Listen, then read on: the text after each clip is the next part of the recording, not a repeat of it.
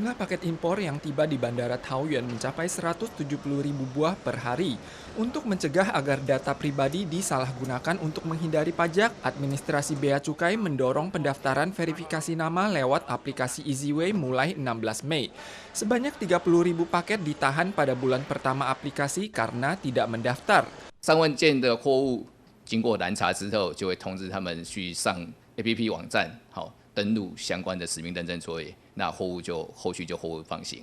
Warga Taiwan boleh mendaftar dengan mengunduh aplikasi EasyWay dengan mendaftar data kartu identitas lewat ponsel.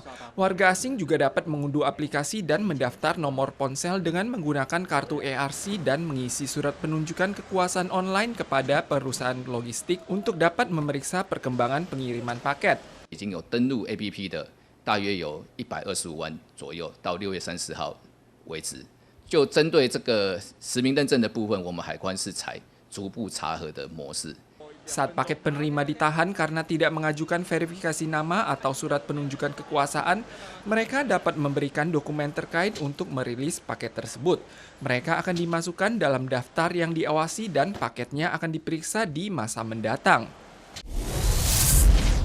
Situasi pandemi Taiwan mulai mereda.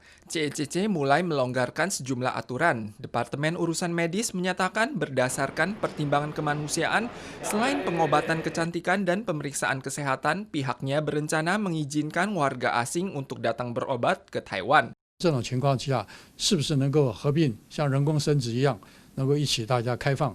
那他在他的所在地能够好好的检查，如果没有问题，是不是能够有限度的开放国际医疗？这样对我们整个医疗系统是有帮忙的。 CECC telah mengizinkan warga Hong Kong dan Makau tanggal 26 Juni untuk mengajukan pendaftaran berkunjung.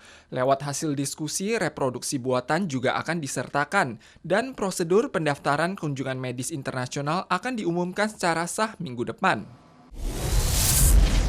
Upaya pengembangan vaksin sedang dilakukan secara pesat. WHO akan bekerja sama dengan pelaku usaha bioteknologi untuk mengembangkan vaksin DNA. Fase pertama uji klinis pada manusia akan dilakukan pada akhir tahun.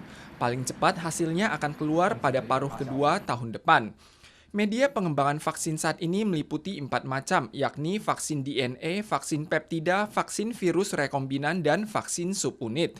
Hingga bulan Juni, dari ke-17 kandidat vaksin yang diuji di seluruh negara, ada 7 vaksin asal nukleat yang mengandung DNA atau RNA atau tertinggi di semua jenis vaksin.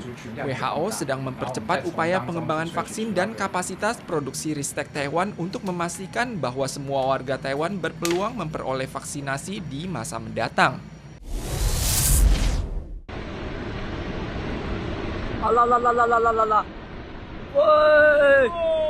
Akibat hujan deras, sebuah tambang giok di kawasan Jingpao Mungdao, Myanmar ambruk tanggal 2. Sedikitnya 200 orang terkubur hidup-hidup.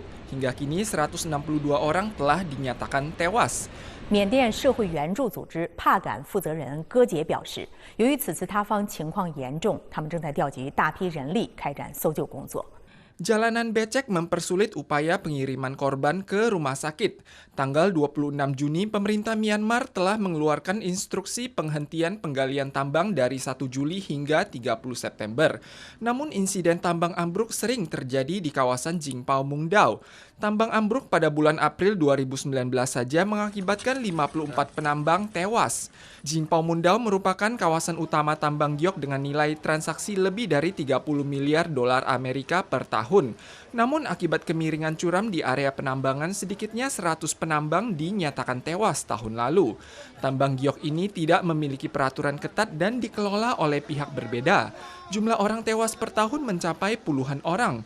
Korban umumnya berasal dari kalangan tak mampu yang menggali sisa giok dari tambang yang ditinggalkan oleh perusahaan besar.